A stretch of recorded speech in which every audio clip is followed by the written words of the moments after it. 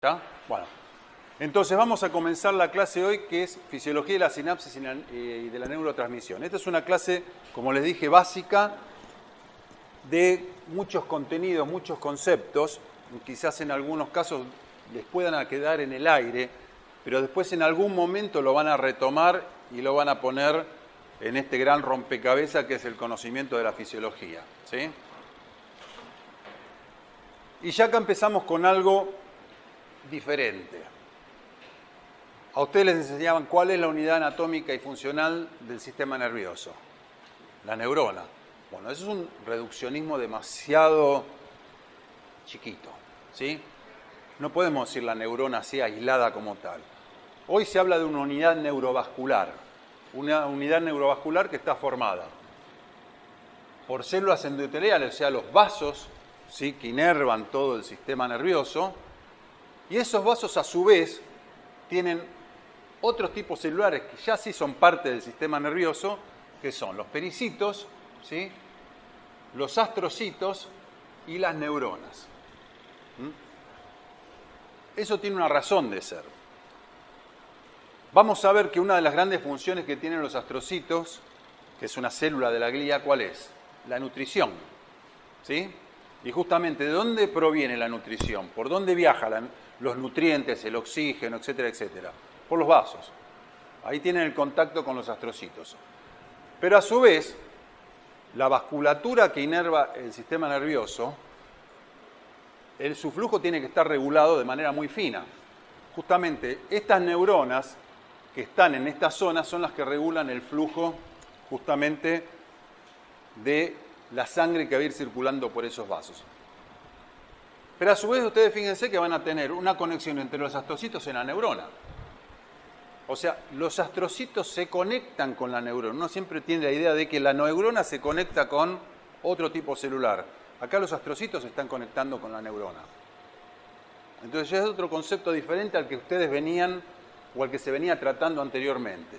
Y eso hay que tenerlo en cuenta ahora cuando veamos la próxima figura. Esta es una fotografía de un microscopio electrónico en donde se ve esto acá. Fíjense, este es el lumen, ¿sí? Esta es la célula endotelial. Y fíjense, el pericito es esto, y acá hay neuronas y astrocitos. Obviamente esto es algo muy esquemático. Si lo ven acá, esta es la realidad, ¿sí? Y esto es una fotografía de una inmunofluorescencia sacada de un microscopio confocal, en donde se ven con los distintos colores los distintos componentes de la unidad neurovascular. O sea, esto que ven acá, que es un esquema, y esta es la realidad, vista desde dos aspectos: microscopía electrónica e inmunofluorescencia. Y ahora pasamos a esto. Ya hablamos neuronas y astrocitos. Y ya estamos hablando de otro concepto, sinapsis tripartitas. ¿Por qué sinapsis tripartitas? Siempre pensábamos neurona a otra neurona, neurona a otro tejido, otro tipo celular. ¿Sí? Bueno, la neurona no solo puede ir a otra neurona, a otro tejido, en el caso del sistema nervioso a otra neurona, sino también a los elementos del astrocito, al astrocito. Y a su vez el astrocito va a regular no solo a la neurona posináptica, sino también a la neurona presináptica. O sea, el astrocito libera neurotransmisores, que se llaman gliotransmisores. ¿Está? Esto es un caso esquemático de, por ejemplo, esto es una sinapsis glutamatérgica, ¿sí? O sea, el glutamato es el neurotransmisor. Estos son distintos tipos de receptores de glutamato que son ionotrópicos y tienen receptores metabotrópicos. Este glutamato no solo va a actuar acá, sino va a actuar en el astrocito. En el astrocito va a producir un efecto que a su vez va a ser trófico sobre el elemento posináptico y también sobre la posinapsis. O sea, estamos cambiando acá ya el paradigma de lo que se había visto o ustedes tenían el conocimiento anterior. Y esta es una lista de gliotransmisores, ¿sí? Lo importante acá que vean, estos son los gliotransmisores que se conocen, esto es del 2009, es viejo. La realidad es esto es viejo, viejísimo, pero a esto le podemos agregar más, ¿sí? Inclusive acá se ponen indefinidos óxido nítrico. Nosotros en trabajo vimos que el óxido nítrico es liberado por justamente astrocitos en el núcleo paraventricular. O sea, acá podemos decir, no es indefinido, existe, ¿sí? Entonces, fíjese en todas las preparaciones experimentales en donde se estudió, en todas estas partes, regiones o áreas del sistema nervioso central, existen estos gliotransmisores que van a producir determinados efectos, ¿sí? Por ejemplo, aumenta la frecuencia de los potenciales postsinápticos de miniatura, otros la incrementan, otros la disminuyen, ¿sí? O sea, hacen un montón de cosas, no solamente como se creía en su momento que el astrocito le daba la energía, los nutrientes, el oxígeno a las neuronas, no, hace todo esto. Entonces nos complicó bastante el asunto. Gracias, Vane. Y esto es un pantallazo porque podemos hablar varias clases de esto, de las células gliales. Algo van a hablar en los seminarios y en los trabajos prácticos, pero yo acá me parece un lindo esquema que tiene el Silverton, que es una de las bibliografías que nosotros recomendamos a ustedes, en donde las células gliales, hay células gliales que se encuentran en el sistema nervioso y otras que se encuentran en el sistema nervioso periférico. En el sistema nervioso tenemos 4 grandes tipos de células gliales, que son las ependimarias, que básicamente son las que crean las barreras entre los comportamientos del sistema nervioso, y a su vez también tiene la función de ser fuente de células madres, ¿sí? Hoy se está viendo que el sistema nervioso hay lugares del sistema nervioso donde hay pluripotencia de las células. Los astrocitos, que quizás son un poco las vedettes de todo esto hoy en día, no solo también es fuente de células madres, sino también, fíjense, lo que hablábamos, la función clásica, ¿sí? De dar agua, producir neurotransmisores, oxígeno, dar alimento a las células. También secretan factores neurotróficos, ¿sí? Forman parte de la barrera hematoencefálica. Acuérdense, la barrera hematoencefálica, la importancia que tiene, y acordarse, no sé si lo vieron en histología y anatomía, que no todo el sistema nervioso tiene barrera hematoencefálica. Hay unas regiones que se llaman los órganos circunventriculares, que son regiones que no tienen barrera hematoencefálica. Y eso permite el contacto directo con la periferia. Y tienen también sustrato para producción de ATP, para producción de energía. Acuérdense esto. ¿Cuál es o dónde se necesita el mayor aporte de energía? ¿O cuál es la sustancia que más necesita energía en el organismo? ¿Cómo? No escucho. No, la verdad tengo acá el aire acondicionado, escucho. ¿El músculo? No. Algo más chiquito. Las bombas ATPasa. Las bombas ATPasa son las que más energía usan. Fíjense ustedes en estos momentos, sus bombas ATPasa, aunque estén sentados y escribiendo y escuchándome, están actuando al máximo. Son las que más energía utilizan. ¿Sí? Por eso es importante la producción de sustrato, de ATP en el sistema nervioso. Y a su vez tienen los oligodendrocitos, que son los que forman las vainas de mielina en el sistema nervioso central. En la periferia son las células de Schwann. Pero fíjense, ustedes sabían que las células de Schwann eran las que formaban la vaina de mielina a nivel periférico. Pero no solo eso, también libera factores neurotróficos. O sea, cada vez se está complicando mucho más y mucha más relevancia están tomando las células gliales. Y a su vez también en el sistema nervioso periférico tenemos las células satelitales, que son básicamente células que actúan como sostén de las neuronas que se encuentran en el sistema nervioso periférico. ¿Está? Me paran, me preguntan lo que no entiendan, ¿sí? Bueno, y acá les presento a Doggy. ¿Quién es Doggy? El ratón inteligente, ¿sí? Acá para hablar de la función sináptica. La inteligencia obviamente es algo que puede ser medible, pero hay distintos tipos de inteligencia, ¿sí? ¿Y por qué es un ratón inteligente? Porque genéticamente se le produjo una modificación en un receptor de glutamato que está muy involucrado en los procesos de memoria y aprendizaje. Entonces es un ratón que aprende más rápido que la media, Por eso le llaman el ratón inteligente.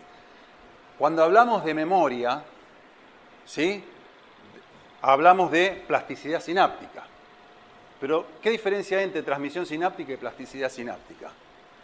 Que esas son las dos funciones sinápticas más importantes. Y acá están. La transmisión sináptica es el proceso de la comunicación entre las neuronas. ¿Sí? Eso solo, punto. Se liberó el neurotransmisor, produce un efecto y nada más. La plasticidad sináptica va más allá de eso. Es la capacidad de esas conexiones para cambiar y adaptarse. O sea, formar redes. ¿Sí? El sistema nervioso es muy inteligente, justamente.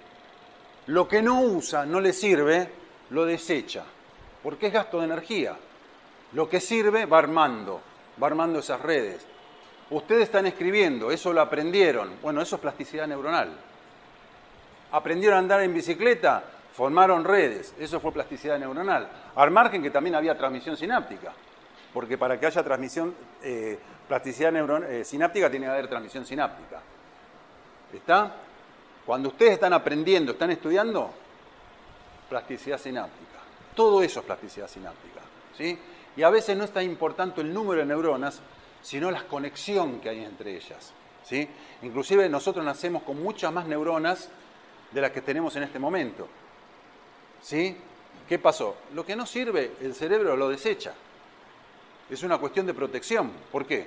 Porque le va a generar una energía innecesaria. Van a necesitar energía innecesaria en ese sistema. ¿Sí? Y ahora vamos a definir sinapsis. ¿Sí? Yo acá le puse una definición. Pueden encontrar en distintos libros distintas definiciones, pero básicamente es un área de estructura de contacto funcional. Ahora vamos a ver que ese contacto funcional puede tener una solución de continuidad o contigüidad, dependiendo del tipo de sinapsis que veamos, entre dos células especializadas para la transmisión de impulso nervioso. Esto es bien general. ¿Sí? Y acá hay otro concepto que es la zona activa. Y esto va básicamente para la sinapsis de tipo química. Las zonas activas en las sinapsis químicas, en general, siempre acá hablamos muchas veces de generalidades porque tenemos muchos casos particulares siempre. Pero en general son las zonas en donde se produce la liberación del neurotransmisor. Ustedes tienen todo un axón, ¿sí? ¿Me ven los de allá un poquitito de acá? ¿Alcanzan a ver? Tienen el axón, pero el axón no es algo lineal, sino tiene sobre determinadas zonas un acercamiento de la membrana, ¿sí? Que es donde se va a producir la liberación del neurotransmisor. Y esa es la zona activa.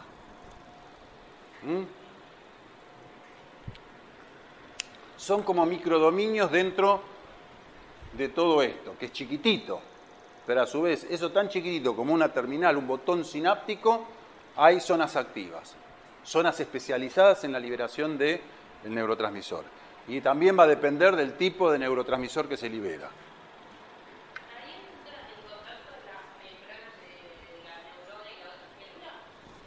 En el caso de la sinapsis química son contactos funcionales. Hay una solución de contigüidad, no es que se pegan, se acercan. ¿Sí? Pero siempre está el espacio, porque vos tenés un neurotransmisor que se va a liberar al espacio este. Vamos a ver que en la sinapsis eléctrica no es así. Y acá tenemos tipos de sinapsis. Esto no más que nada a título informativo, estas primeras que según las partes que hay en contacto, bueno, axodendríticas, axoaxónicas, las axos que se les ocurra, siempre hay contacto, ¿sí? Y puede haber liberación de neurotransmisor. A lo que a nosotros nos importa esto, mecanismo por el que se transmite el impulso. La clásica, la que todos conocen, las químicas, la sinapsis eléctrica cada vez están tomando más importancia, sinapsis mixtas y heterosinapsis. Y ahora yo les voy a mostrar en este esquema la diferencia que hay. La sinapsis química, acá está mostrando una sinapsis glutamatérgica, está de moda el glutamato, por eso todo aparece con glutamato. Tienen la liberación del neurotransmisor en el espacio y su acción sobre un receptor en la postsinapsis. Esa es la sinapsis química. La sinapsis eléctrica es diferente, porque hay una unión entre las dos membranas, ¿sí? Hay una unión de las membranas, de una especialización de la membrana, si se acuerdan de histología, no sé si lo habrán visto, la unión estrecha, bueno, es eso. la unión estrecha, se unen las dos membranas, hay canales que se forman entre las dos membranas y por ahí van a pasar sustancias, específicamente iones. También pueden pasar otras sustancias más chicas, pero después vamos a ver que el poro es muy pequeño para que pasen, por ejemplo, proteínas, pero pueden pasar algunos segundos mensajeros. Pero nosotros quedémonos con que van a pasar iones. Las sinapsis mixtas, ¿qué son?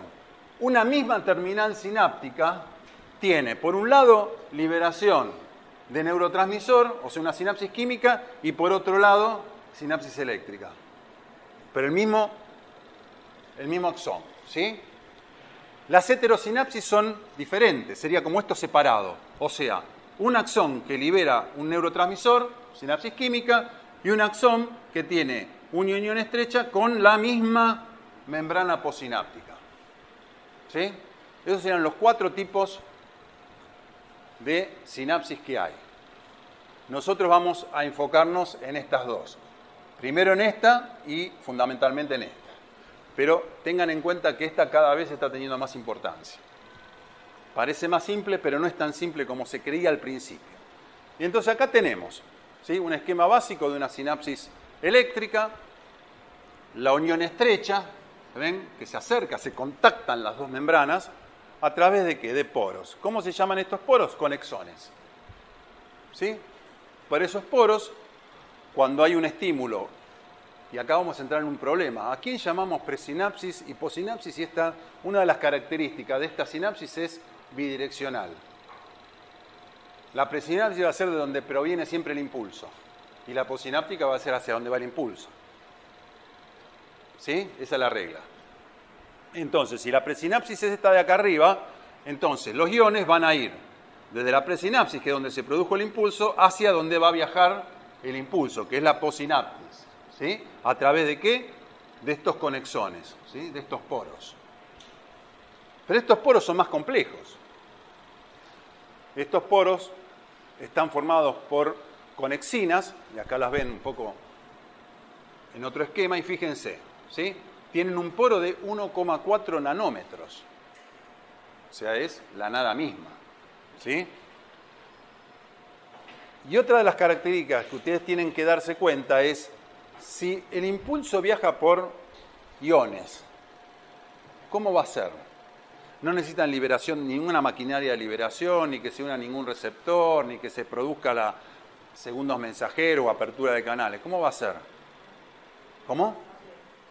Exacto, rápida. Va a ser rápida, fíjense. Este es el potencial de acción que se genera en la presináptica. Y este es en la posináptica. ¿Qué retardo hay? Menos de 0,1 milisegundo, la nada misma. Y ahí en este tipo de cosas ustedes se tienen que empezar a dar cuenta en dónde puede necesitarse fisiológicamente una sinapsis eléctrica. Después los vamos a ver. Esto es una fotografía electrónica, fíjense. Traten de memorizar un poco la imagen para después cuando vean una fotografía electrónica de una sinapsis química. Fíjense acá bien la unión fija que hay entre las dos membranas, ¿sí? Bien marcadita. No hay ningún tipo de difusión hacia los costados. Ahora bien, uno la piensa en la sinapsis eléctrica y dice, bueno, se formaron los poros, se abre, se cierra, dependiendo de los iones, de quién se estimula, de hacia dónde va el estímulo, pero no está así tan simple. Es algo dinámico, porque los poros, como toda proteína que tiene una vida media, ¿sí? Si yo, por ejemplo, estoy constantemente estimulando esto, tengo que tener un sistema de reciclado, un sistema que me saque, remueva, ¿sí?, los conexones estos, y un sistema de síntesis que tarda mucho en sintetizarse eso, o sea, un sistema de reserva que haga que me vaya agregando conexones y me mantenga siempre un número de conexones, ¿sí?, de canales listos para actuar cuando se necesite, ¿sí? Entonces, esto es dinámico, no es fijo. ¿Está? Y entonces ahora vamos a la pregunta. ¿En qué parte del sistema nervioso de la selección natural favoreció la evolución de la sinapsis eléctrica? Esa sería la pregunta. La respuesta un poco de lo que dijo la compañera de ustedes, donde se necesita velocidad y sincronización. ¿Está? Y los ejemplos, acá tienen algunos de ejemplos. Por ejemplo, está bien, no vamos a los humanos, pero una de las primeras cosas donde se vio esto es en los cangrejos de río. ¿Vieron, si alguna vez vieron una cantidad de cangrejos y ustedes van caminando y se van todo esparciendo, corriendo de costadito? Bueno, todo eso lo hace a través de sinapsis eléctrica. Y ahí es uno de los casos donde las sinapsis eléctricas no son bidireccionales, que es una de las características, es unidireccional. ¿Sí? Es una de esas cosas de las que la excepción confirma la regla. Otros son los sistemas de defensa, la anguila eléctrica. ¿Sí? La anguila eléctrica, esa patada que da de electricidad, justamente es a través de sinapsis eléctrica. Lo van a ver ahora ustedes cuando vean fisiología de la respiración. Todo el control nervioso de la respiración que se produce en el tronco encefálico, todo ese sistema justamente se lleva a cabo a través de sinapsis eléctrica. Algo que tiene que ser con velocidad y sincronización. Las interneuronas corticales, el tálamo, el cerebelo, fíjense las hormonas secretoras hipotalámicas que también tienen que volcar de golpe esa neurosecreción, justamente están reguladas por sinapsis eléctrica. El corazón, todo el sistema nervioso interno que tiene el corazón está conectado por sinapsis eléctrica. Si no, no podría latir como late. ¿Está? O sea, late como un sinsitio. Y es otra de las características que tienen la sinapsis eléctrica. Permite eso, cosa que una sinapsis química no lo permitiría. ¿Está? Acá terminamos con sinapsis eléctrica. Podemos hablar mucho más, pero por lo menos quédense con esas ideas. Vamos ahora a la sinapsis química. La sinapsis química es diferente, ya tenemos un espacio, que es el espacio sináptico, a donde una neurona presináptica, por estímulo, va a liberar un neurotransmisor, ese neurotransmisor se libera al espacio sináptico y va a unirse a receptores específicos de ese neurotransmisor que pueden ser ionotrópicos, o sea, son receptores canales, ¿sí? El neurotransmisor se une y abre el canal, o lo cierra, puede ser, o los metabotrópicos, que se une el neurotransmisor a ese receptor y produce una cascada de eventos, que puede terminar indirectamente en la apertura de un canal, que no sería un receptor, sino sería un canal solo, o producir una vía de señalización y fosforilación de proteínas, etcétera, etcétera. ¿Está? Antes de seguir, me parece importante ver las diferencias que hay entre sinapsis químicas y sinapsis eléctricas. Primero de la dirección.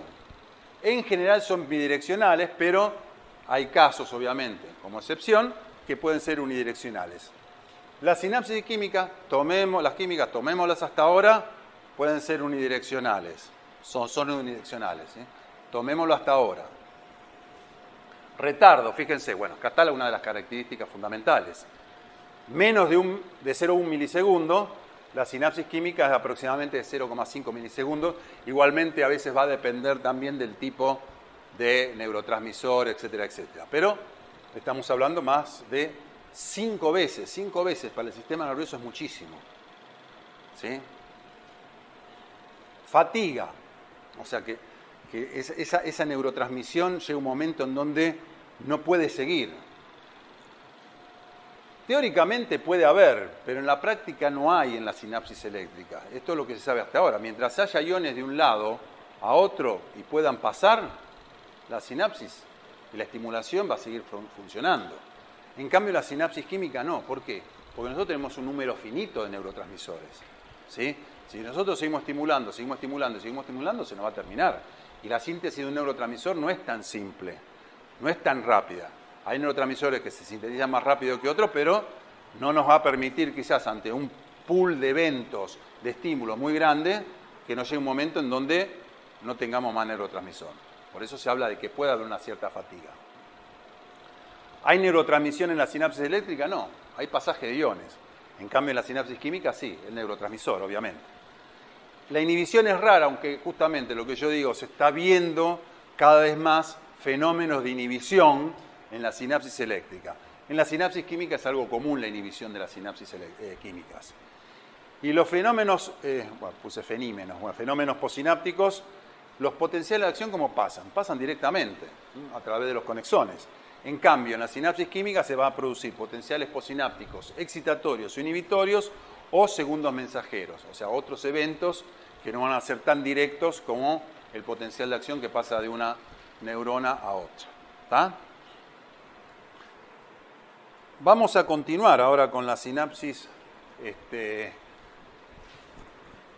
eléctricas y químicas con sus diferencias, eso más que nada para que vean lo poquito que hay de diferencia en la parte del tiempo. Esta es la presináptica y esta es la célula posináptica. Fíjense el retardo que hay. Es algo esquemático para que lo fijen más que nada. Y esta es una sinapsis química clásica. Y lo que vamos a ver ahora es todo este desarrollo. Cómo se sintetiza. Eso después la síntesis la vamos a ver quizá más cuando veamos sistema nervioso autónomo, y nos vamos a centrar más en noradrenalina y acetilcolina, pero vamos a ver que dependiendo del tipo de neurotransmisor se puede sintetizar acá en el axón o se puede sintetizar en la neurona, en la soma neuronal. La vesícula, cuando se produce un estímulo, se acerca a la membrana, se produce la liberación, la exocitosis del neurotransmisor, el neurotransmisor se une a un receptor, va a producir un efecto, y este neurotransmisor que queda acá en el espacio puede ser degradado o recaptado.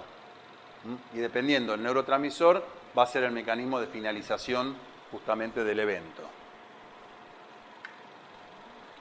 Y acá vemos, si se acuerdan que yo le dije, fíjense cómo en la sinapsis química ven como que hay un engrosamiento de la membrana, ¿sí? Pero no hay un acercamiento. Estas son las zonas activas. Y algo característico que le va a permitir ver cuál es la presinapsis de la posináptica, ¿cuál es? Las vesículas. Fíjense cómo acá hay acúmulo de vesículas, acá hay acúmulo de vesículas y acá no. Bueno, acá perfectamente podemos decir, esta es la neurona presináptica y esta es la posináptica. ¿Sí? Y esto es visto en un microscopio de fluorescencia confocal, en donde pueden ver, para que vean la cantidad, cada puntito rojo que ven ahí es una sinapsis. Estos son dendritas, ¿sí? Y estos son los somas, y estas son las dendritas. Y todo lo rojo que hay, que es una proteína que marca axón presináptico, todos esos rojitos son todas sinapsis que van a hacer sinapsis sobre las dendritas o los somas de estas neuronas. ¿Sí? Esto multiplíquenlo por montón, ¿no?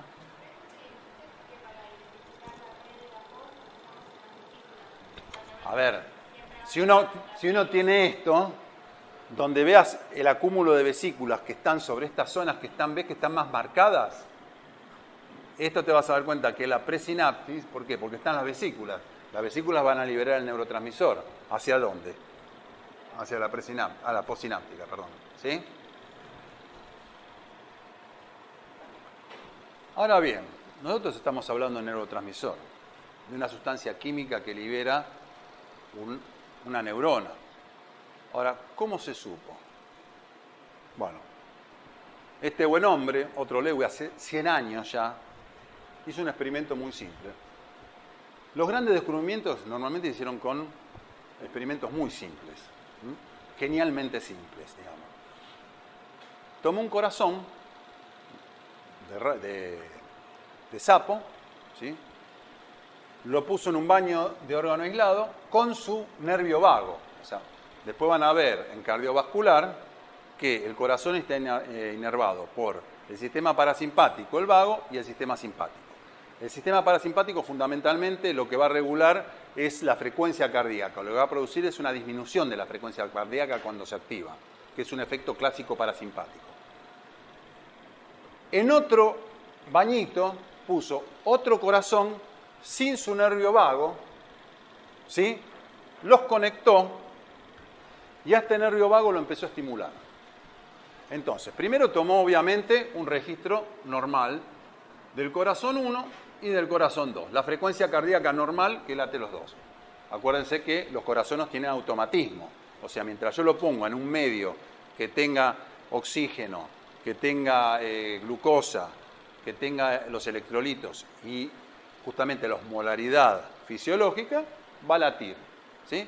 lo que hace con la estimulación es estimular el nervio para que produzca un efecto y que modifique el efecto normal que tiene. En este caso, cuando incrementó, o sea, estimuló el nervio vago, como yo le dije, el nervio vago, por ser un nervio parasimpático, cuando se estimula, baja la frecuencia. ¿Qué hizo? Bajó la frecuencia, ¿sí? Acá lo ven. ¿Y qué pasó en el otro? Cuando estimuló acá, primero siguió igual, pero después empezó a bajar. ¿Qué quiere decir? Que acá se liberó algo, una sustancia, que pasó al otro baño y produjo el mismo efecto. Y ahí es donde dijeron, bueno, los nervios liberan una sustancia, algo. No se sabía que en ese momento eso era la acetilcolina. Entonces, este es el primer experimento que permitió decir, se libera una sustancia química, algo que en este caso produce ese efecto. ¿Sí? Ahora bien, ¿cómo podemos definir nosotros un neurotransmisor? ¿Sí? Bueno, tenemos criterios.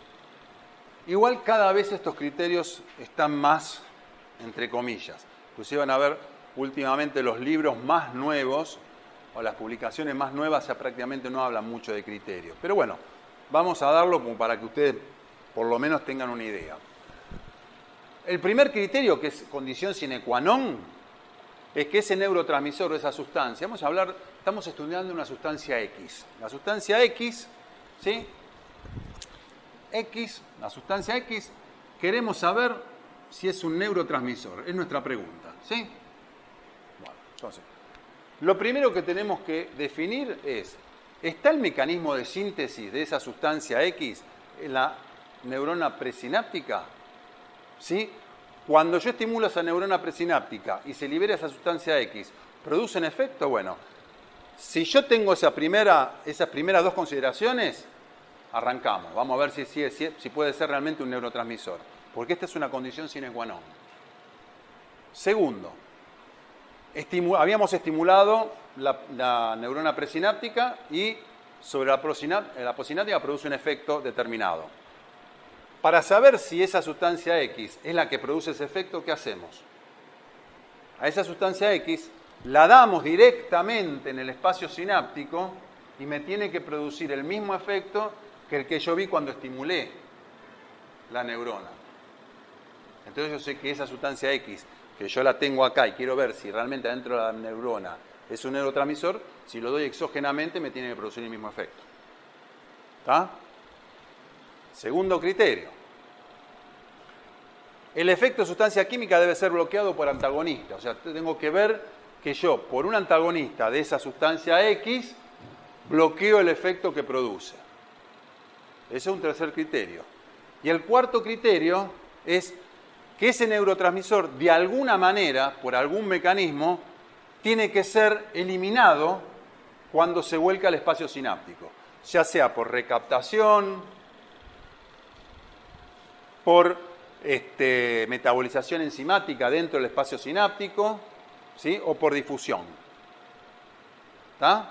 Estos son los 4 criterios básicos para saber si una sustancia es un neurotransmisor. ¿Hasta acá estamos? Y estos son los distintos tipos de neurotransmisores. Los van a dividir en 2 grandes grupos.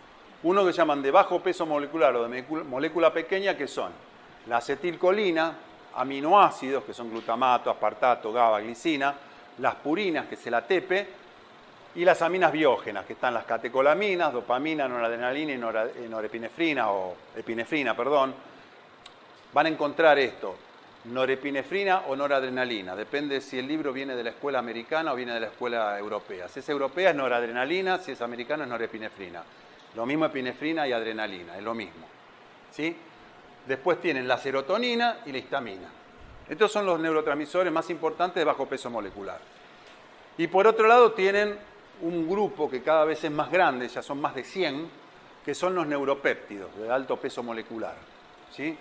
Y fíjense, muchos van a ver ustedes que muchos de estos neuropéptidos se encuentran como péptidos reguladores en el sistema digestivo, porque tienen un origen embriológico similar, por eso. ¿Sí? Opioides, péptidos de la pituitaria, hipotalámicos, ¿sí? y otros tipos de péptidos. Acá podemos agregar angiotensina 2, neuropéptido I, un montón lo que se les ocurra. Prácticamente cualquier péptido que hay por el cuerpo también va a ser neuropéptido, ¿sí? Y acá vamos a ver qué diferencia hay entre todos estos dos grandes grupos de cómo se sintetizan.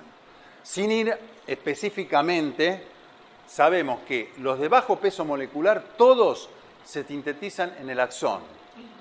Lo que se sintetiza en el soma son las enzimas que van a producir su síntesis en el axón. O sea, por ejemplo, la noradrenalina, ¿sí? Tiene varias enzimas que hacen que la L-tirosina, que es su precursor, la lleve a noradrenalina. Bueno, todas esas enzimas que van a estar en esa vía de biosintética se sintetizan acá. Viajan por el axón y llegan justamente a la terminal. Y ahí se produce la síntesis de los neurotransmisores de bajo peso molecular. Por el contrario, los neuropéptidos se sintetizan en el soma, se empaquetan en el soma, viajan empaquetados hacia la terminal axónica y ahí quedan listos para ser liberados. Entonces, esas son las dos grandes diferencias entre la biosíntesis generales, ¿no?, de los dos grandes grupos de neurotransmisores.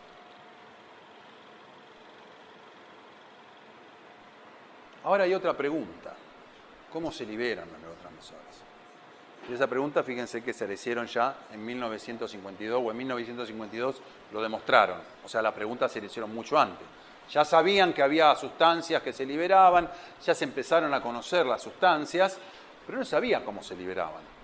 Sabía que se liberaban en paquetitos, que eran en vesículas, porque ya empezó la microscopía electrónica, se podía saber, pero no se sabía cómo se liberaban. Entonces, estas dos personas, Fath y Katz, en el 52 hicieron un experimento muy simple. Tomaron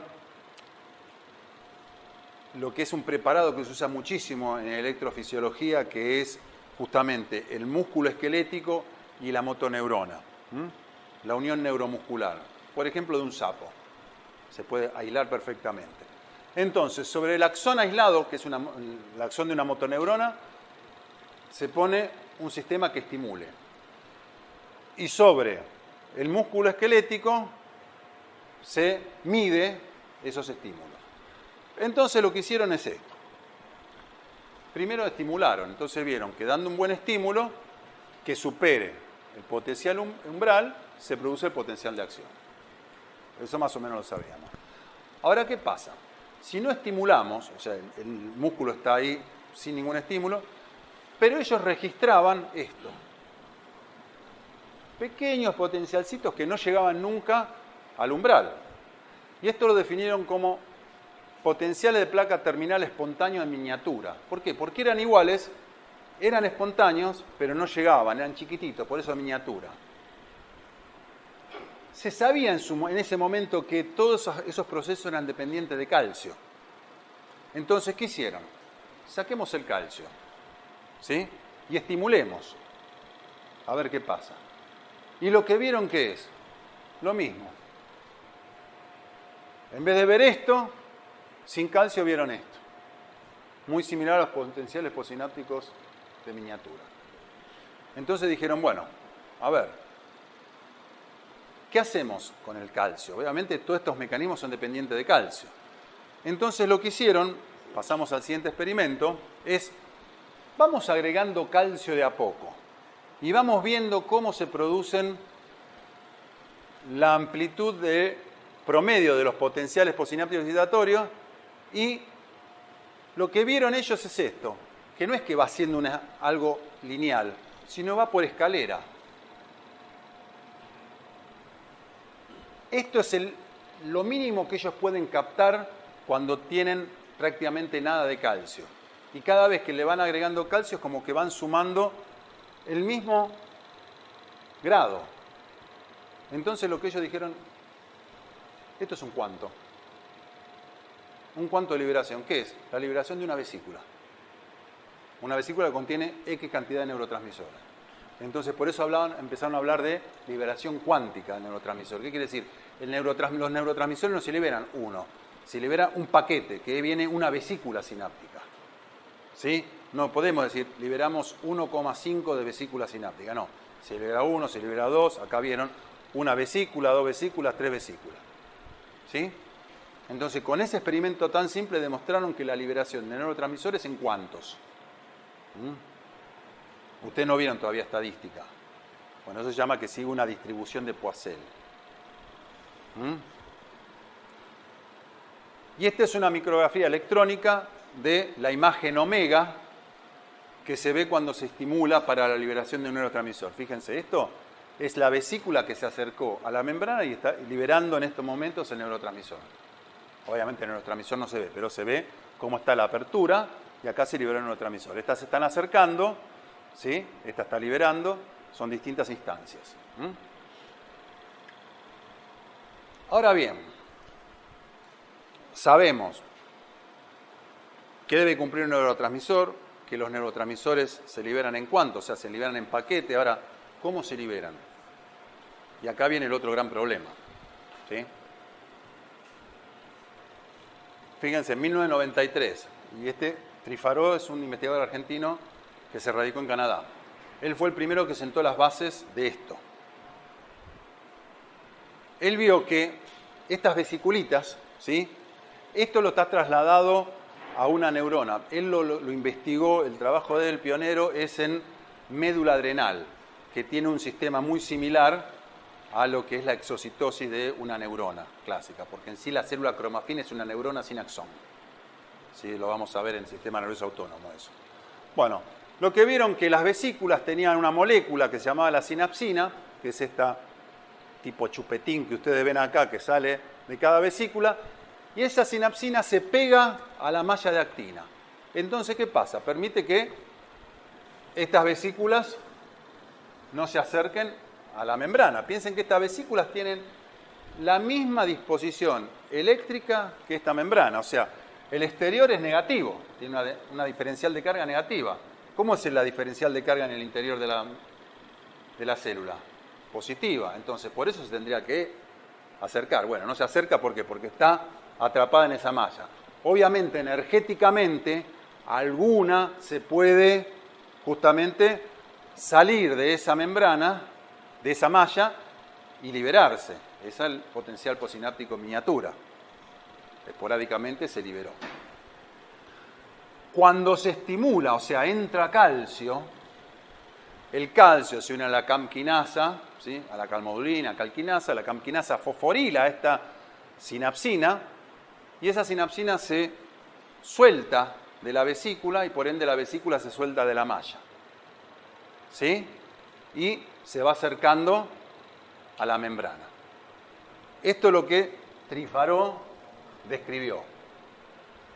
Ahora falta otra parte, que es más nuevo, que es una vez que la vesícula está acá, ¿cómo se produce la liberación ahí del neurotransmisor? Bueno, ahí entran en juego estas proteínas. ¿Sí?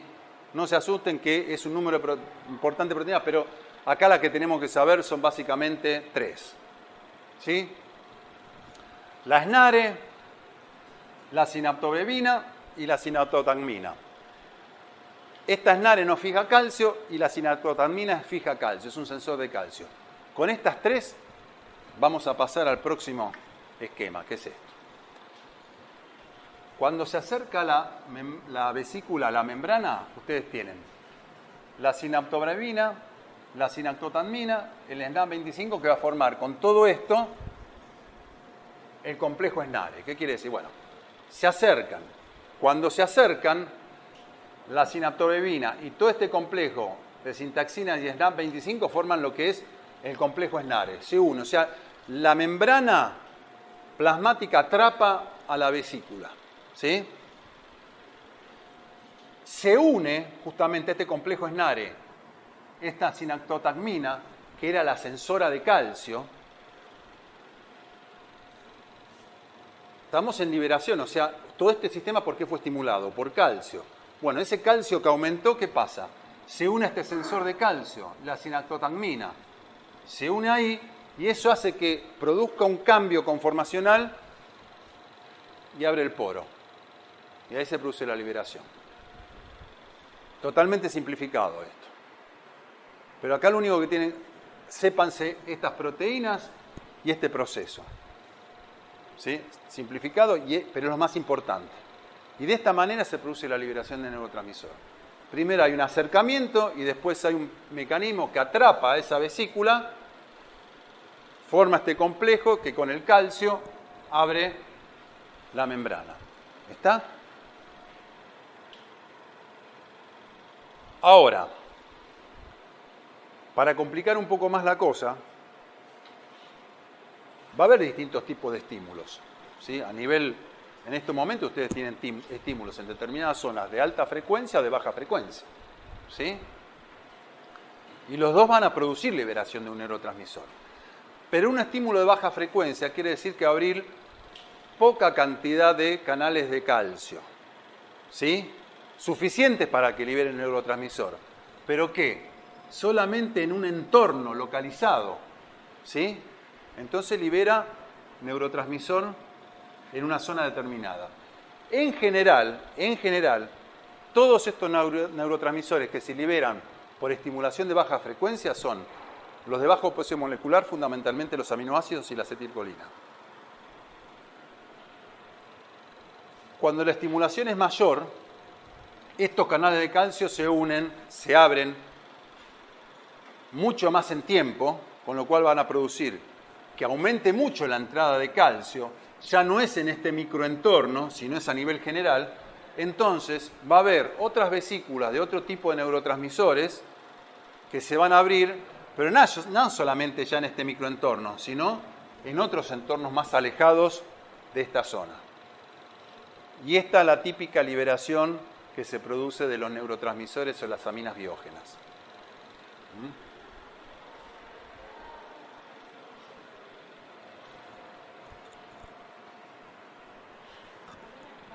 Aminas biógenas.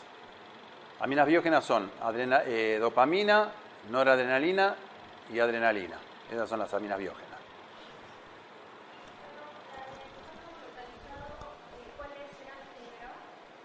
Generalmente los aminoácidos, los neurotransmisores de bajo peso molecular, los aminoácidos, GABA, glicina, glutamato.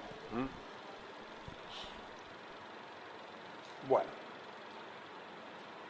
Ahora bien, eso tiene que ver con la liberación, pero no se olviden que ese neurotransmisor se va a unir a un receptor, ¿sí? La característica de ese receptor va a ser la velocidad de la transmisión sináptica. Y justamente todos los neurotransmisores que se ligan a canales operados por ligando, o sea, son receptores ionotrópicos, van a producir una transmisión rápida. ¿Por qué? Se une a un receptor ionotrópico, abre el canal, entra iones. Es rápido. ¿Sí?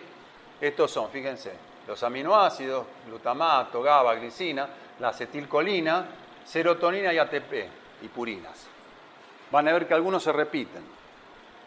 En cambio, cuando el neurotransmisor se une a un receptor metabotrópico, o sea que tiene que producir toda una cascada de eventos de segundos mensajeros que pueden producir fosforilación o pueden producir la apertura de otro canal, pero primero tienen que producir toda la cascada de eventos de segundo mensajero, obviamente va a producir una transmisión más lenta.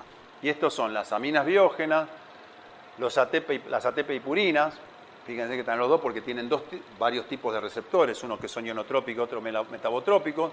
Los neuropéptidos van a estar siempre hasta ahora, siempre en este tipo de transmisión lenta.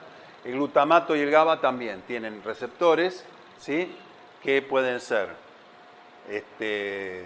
ionotrópicos o metabotrópicos. Y acá me olvidé poner algo que es la acetilcolina. La acetilcolina también puede producir una activación lenta o una transmisión rápida, porque tiene básicamente dos grandes tipos de receptores, uno que es ionotrópico y otro metabotrópico. Después voy a corregir a eso.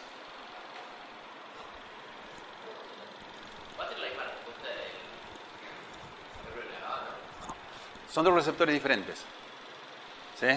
Inclusive vas a ver que, por ejemplo, la noradrenalina tiene todos receptores metabotrópicos, pero dependiendo del receptor metabotrópico que se une puede producir efectos diferentes. Puede producir vasodilatación o puede producir vasoconstricción. ¿Sí? La acetilcolina, por ejemplo, tiene los receptores muscarínicos, son los metabotrópicos. Hay 5 tipos de receptores muscarínicos y cada uno produce efectos diferentes y están en distintos tejidos. Algunos se repiten, ¿sí? Por eso ahí ya después es otro mundo, ¿sí? Pueden ser hasta del receptor metabotrópico, la misma sustancia producir efectos diferentes cuando se une a un tipo de receptor metabotrópico o a otro tipo de receptor metabotrópico, ¿sí? Sí. Sí. A ver, olvídense de la idea de que una neurona es un neurotransmisor. No, una neurona y puede haber muchos neurotransmisores. Generalmente hay duplas que acompañan un neurotransmisor de bajo peso molecular con un neuropéptido. Muchas veces se dan esa dupla, por ejemplo, en el sistema digestivo, en las glándulas salivales, la estimulación vagal, que es a través del GABA, generalmente el GABA va con sustancia P. La sustancia P es un neuropéptido y la acetilcolina es el neurotransmisor de bajo peso molecular. Hay generalmente duplas que ya están... yo lo saqué a eso, porque me parecía que era el cohete, una información, pero sepan que hay duplas generalmente y que no solamente en una neurona se libera un neurotransmisor. No, eso olvídense, ya no existe más. Bueno. Ahora bien, yo les hago una pregunta. Cuando esa vesícula se unió a la membrana, ¿no? Y ustedes, por ejemplo, piensen que en un estímulo se van a unir varias vesículas a la membrana. ¿Qué va a pasar con la membrana de ese axón? De esa terminal axónica. Va a aumentar. Y eso no tiene que suceder. Entonces, justamente existen estos mecanismos de reciclado de vesículas sinápticas que hacen que el axón, la terminal axónica, siempre tenga el mismo tamaño. ¿Sí? Originalmente estábamos bárbaros porque sabíamos que había 2, pero no, sabemos que hay 4 ahora, hasta ahora. Fíjense las 2 primeras que son hace bastante tiempo, fueron descriptas en 1973, que es la regeneración local por formación de vesículas recubiertas por creatina. Creatina es una proteína, en general este tipo de reciclado es lento, lleva de 10 a 30 segundos, necesita de proteínas que se unan a la membrana, fundamentalmente la creatina, que es una proteína que permite identificarlas, ¿sí? El otro se llama kiss and run, o sea, besa y corre se llama. ¿Por qué? Porque es más rápido, ¿sí? Las vesículas, una vez que se unen y después salen, no están recubiertas por creatina, ¿sí? Son claras, ¿sí? Y los más nuevos son este que fue descrito en el 2003, endocitosis en masa dependiente de la actividad. Eso es muy interesante porque piensen, hagan un ejercicio. Si yo tuve una estimulación de alta frecuencia en donde se liberó masivamente un montón de neurotransmisor, lo cual indica que se adosó a la membrana un montón de vesículas, yo eso lo tengo que sacar rápido porque la membrana esa está perdiendo funcionalidad y no tengo membrana para formar vesículas.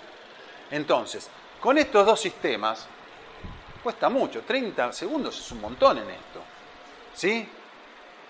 Entonces, está este sistema que lo que hace es recuperar grandes áreas de membrana. Entonces, forma un endosoma grande y después de ese endosoma ahí se van saliendo las pequeñas vesículas nuevamente para ser recicladas y puestas de nuevo al servicio de que el neurotransmisor penetre y pueda estar listo para ser secretado de nuevo, ¿sí? Fíjense, 1 a 2 segundos, mucho más rápido que este, y a su vez grandes cantidades, justamente se da en respuesta justamente a estimulaciones de alta frecuencia y prolongadas, ¿sí? No están recubiertas de clatrina, ¿sí? Y la otra es, vamos al otro caso extremo, cuando son pequeñas estimulaciones de baja frecuencia, muy chiquitita. Y es una endocitosis ultra rápida, rápido, 50 milisegundos después de la endocitosis ya la tengo captada. A esa membrana puesta ya casi al servicio de que pueda ser, se le introduzcan neurotransmisores y pueda ser nuevamente liberada. ¿Sí? Y fíjense, ocurre generalmente luego de una estimulación de baja frecuencia. ¿Está? Y para que lo vean esquemáticamente, estos son los 4 casos que vimos. Esta es la primera, se liberó el neurotransmisor, se produce este reciclado, se produce en la zona donde se va a producir el endosoma para formar la vesícula nuevamente, va a haber clatrina, que es ese péptido, esa proteína, perdón, que es característico de esto, y va a formar de nuevo la vesícula, va a perder la clatrina y va a estar lista para que el neurotransmisor entre y esté lista para ser liberado. Por el otro lado tenemos la que es besa y corre, rápido. Se produce la liberación y enseguida se recicla. La que es en masa, tenemos la liberación de un montón de vesículas, ¿sí? Entonces, para que no se agrande tanto la terminal, se produce un endosoma muy grande y de ahí van saliendo pequeñas vesiculitas, ¿sí? Para volver a reciclar la vesícula para la liberación de neurotransmisor. Y por otro lado está ultra rápida. Esto es rápido. Se forma, se produce el endosoma y ya está. Se acumula, obviamente, y después se recicla. Esto se da en distintos casos. Lo importante, por lo menos, que ustedes sepan que, más allá de que hay varios tipos, que sepan que existen mecanismos por los cuales la membrana mantiene su arquitectura después de la liberación de los neurotransmisores gracias a estos mecanismos. Porque si no estaría aumentando de tamaño, pierde la arquitectura y se arma un desastre. Estamos casi atrás. Bueno, vamos, ya falta poquito. Los 2 tipos de neurotransmisores a los cuales receptores a los cuales se pueden unir los neurotransmisores, ionotrópicos, metabotrópicos, ¿sí? Apertura de un canal, entra un ion, ¿sí? Que puede excitar o puede inhibir, ¿sí? Depende del tipo de ion que entre. El metabotrópico, segundos mensajeros, esos segundos mensajeros pueden fosforilar proteínas o abrir canales de manera indirecta, ¿sí? Es diferente este canal de ese. Estos son 3 tipos de mensajeros que pueden activar diferentes receptores de diferentes neurotransmisores, ¿sí? Uno activa adenylatociclasa, el de la noradrenalina, un receptor beta, tenemos el receptor alfa que es diferente, el glutamato que activa fosfolipasa C y todo lo que viene atrás, y la dopamina que lo que hace es inhibir la adenylatociclasa, ¿sí? Ahora me voy apurando un poco porque si no, no vamos a terminar. Las características, los ionotrópicos están acoplados a canal, los metabotrópicos están acoplados a proteína G, la estructura de la molécula, esta tiene 5 subunidades, mientras que los receptores metabotrópicos son los típicos receptores de 7 dominios transmembrana. La acción de la molécula, en este caso los ionotrópicos se abren canales y en este activa o inhibe proteína G. Acá hay mensajero intracelular, en los ionotrópicos no, en los metabotrópicos sí, en general.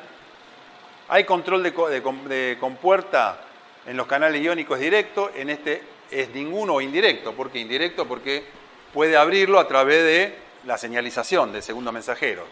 Y el tipo del efecto, en general estos son potenciales postsinápticos excitatorios o inhibitorios rápidos, y en este caso son lentos. Otra cosa, y esto tiene mucha importancia, quizás cuando ahora veamos a autónomo vamos a ver un poco la importancia de esto. El receptor, una vez liberado en el espacio sináptico, tiene que cesar su efecto, ¿sí? Bueno, lo cesa por captación del neurotransmisor, ya sea una captación neuronal de la glía o extraneuronal, por degradación enzimática, en el caso específico de la acetilcolina o neuropéptidos es el mecanismo de justamente finalización del efecto, y la difusión. En el caso de los transportadores de membrana hay 2 grandes grupos que son los que están acoplados a sodio y cloruro, que son dependientes de sodio y cloruro, y otros dependientes de sodio y potasio. Estos 2 transportadores, sí o sí, son energía dependiente, necesitan ATP. Si no, esto no se produce. Y después tenemos los transportadores de la vesícula sináptica. que son dependientes de un gradiente de protones, ¿sí? Ahora vamos a verlo rápido. Este es esquemáticamente, fíjense que la estequiometría entre el sodio y el cloruro es diferente dependiendo que sean de serotonina, el transportador de serotonina, dopamina o noradrenalina, o que sean de GABA o que sean de glicina. Lo que cambia básicamente es la estequiometría. Es para que más que nada para que lo vean. Pero siempre, fíjense, si entra sodio, entra cloruro, en este caso sale potasio, aunque acá no salga, el sodio en algún momento que va a tener que volver a salir. ¿Quién lo saca?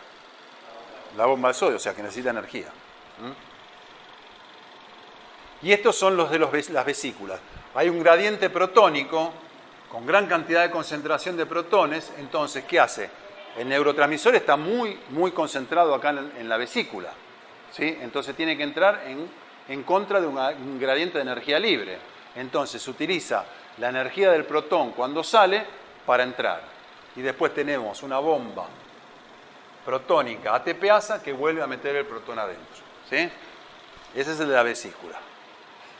Y no sé, ¿quiénes pueden quedarse 5 minutitos más? ¿Pueden? Bueno, seguimos con esta última parte, más que nada para... Hasta acá entendieron por lo menos conceptos. Eso, lo que me importa es que queden conceptos, chicos. Después la información y detalles los van a ir agregando a medida que vayan viendo la cursada. ¿Qué son los circuitos neuronales? Nosotros vimos la pequeñez de lo que hace que funcionen los circuitos neuronales. La sinapsis y la neurotransmisión, ¿sí? Entonces, como definición, los circuitos neuronales son poblaciones de neuronas interconectadas por sinapsis para llevar a cabo una función específica, ¿sí?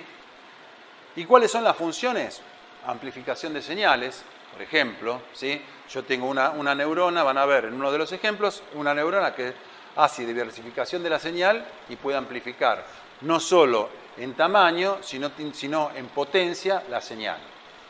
Por otro lado, puede hacer lo contrario, atenuarla, o, si no, definirla en un sector mucho más pequeño de donde viene la información. Y también lo que produce es el mantenimiento de niveles óptimos de función de distintos organismos, órganos o tejidos. Estos circuitos son fundamental dos cosas. La sumación, porque ustedes piensen que a una neurona le pueden llegar varias neuronas, ¿sí? Y de esas varias neuronas, de esas señales que están llegando, se va a tener que hacer una sumatoria, ¿sí? Ahora, esa sumatoria, que puede ser inhibición o excitación, o ambas, va a depender de la sumación temporal y de la sumación espacial. La sumación temporal es que en un lapso de tiempo, que está justamente definido por una constante de tiempo, ¿sí? Si la constante de tiempo es mayor, ¿qué va a pasar? Le van a llegar mayores potenciales, ¿sí? Para sumar, potenciales inhibitorios o excitatorios. Va a ser una suma algebraica. Después la sumatoria dará que la final va a ser una inhibición o una excitación, ¿sí? O si no, la sumación espacial, que es algo mucho más pasivo, ya que es una constante de espacio. O sea, en una constante de espacio pequeña, ¿cuántos potenciales me pueden llegar para sumar? Menos que si la constante de espacio fuera más grande. ¿Está? Es un poco el criterio. Y acá lo ven esquemáticamente. Esto, por ejemplo, es una sumación espacial y esto es una sumación temporal.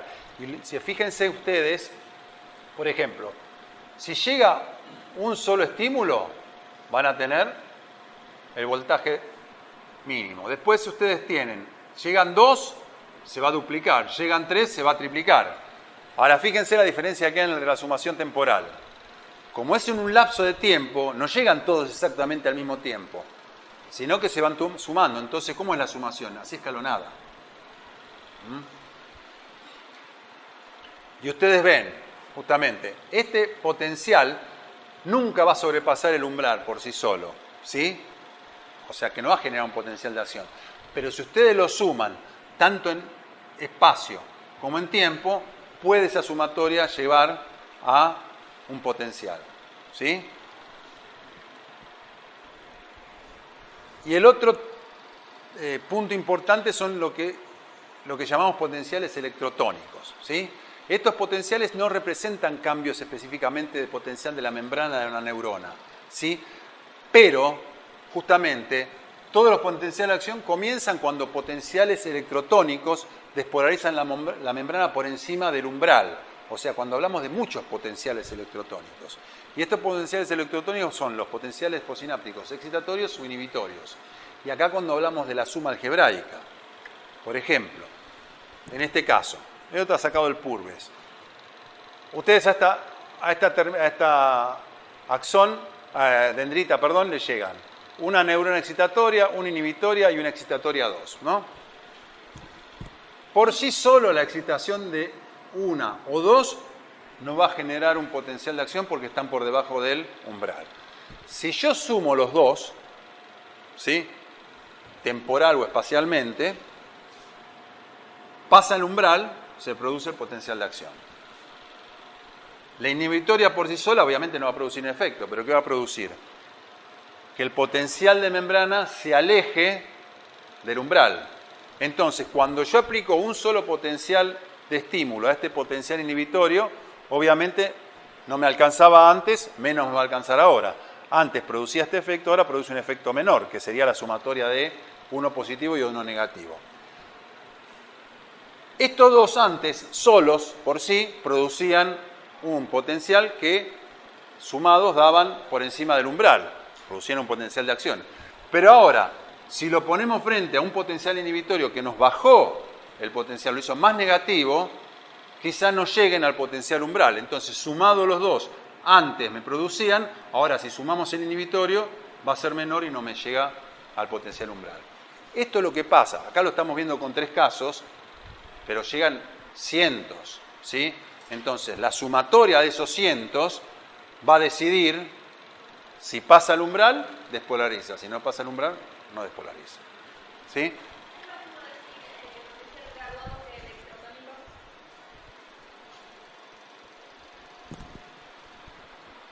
Y esto es un poquito los dos grandes circuitos neuronales que hay. Divergente y convergente. El divergente es una neurona, ¿sí?, posináptica que se va ramificando y va a producir justamente un efecto mucho más general.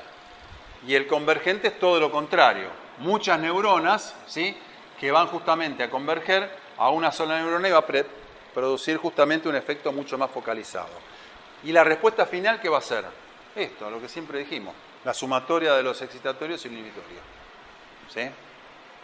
Y ya creo que terminamos. Bueno, esta es la bibliografía, chicos. Esto, si ustedes tienen que estudiar este tema, olvídense, por más que uno dice el Guyton es el mejor libro para que comiencen a estudiar, esta parte no la van a encontrar en el Guyton y no está bien. Si consiguen, yo no digo que hagan fotocopias, ¿no? Pero bueno, tienen el Bolón, el Purves, si pueden conseguirlo, ¿sí?, aunque sea esos capítulos de sinapsis y neurotransmisión, es excelente y está muy, puede asustar porque es todo neurociencia, pero está muy, muy claro, es muy claro y muy bien explicadas las cosas. Y el otro es el Silverton, que también tiene muy lindos esquemas y está bien. Y esta es otra bibliografía para el que les gusta, le encanta y tiene tiempo. Son papers donde yo saqué muchas de las figuras y muchas de las cosas que pueden entrar y verlo, ¿sí? Así que bueno, yo abajo de la presentación les dejé al principio el mail mío. Cualquier pregunta al mail, o si no yo estoy acá, o si no, no sé si alguno conoce el Hospital de Clínicas, en IGEM, Instituto de Inmunología, Genética y Metabolismo, 9º piso, sala 6, también estoy ahí. Me pueden hablar o me mandan un mensajito si necesitan venir y bueno, o nos vemos acá, o nos vemos allá o los contesto por mail.